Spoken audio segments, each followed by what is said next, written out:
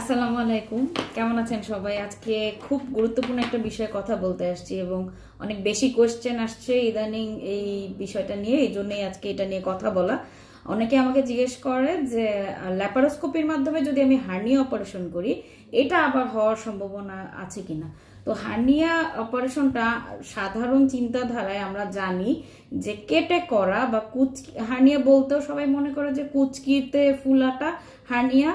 এছাড়া নাভির কাছে বা পেটের কাছে বা আগে পুরানো একটা সেলাই, সেই জায়গা থেকে আবার হওয়াটাকেও, ফুলে যাওয়াটাকে, কাশির সাথে ফুলে যাওয়া, হাতে চেপে ধরলে ফুলে যাওয়া, এই জিনিসটাকেও যে হার্নিয়া বলে এটা আমরা আসলে জানি না।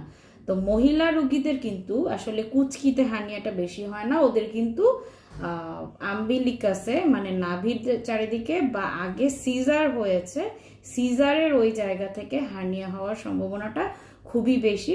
এবং এই ক্ষেত্রে কিন্তু আমরা ল্যাপারোস্কোপি বা পেট না কেটে শুধুমাত্র ছিদ্র করে অপারেশনটাই আমরা খুব বেশি প্রেফার করি।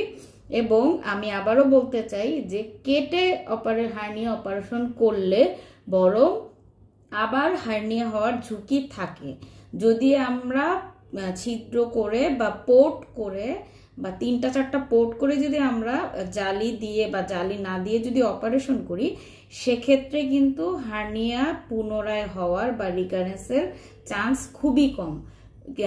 তো সাধারণ ভাষায় আমরা যেটা বলি যে কেটে করার চেয়ে ছিদ্র করে বা ল্যাপারোস্কোপির মাধ্যমে যদি হার্নিয়া সার্জারি করা হয়, হার্নিয়া রিপেয়ার করা হয়, সেক্ষেত্রে পুনরায় হার্নিয়া হওয়ার বা রিকারেন্সের চান্স খুবই কম।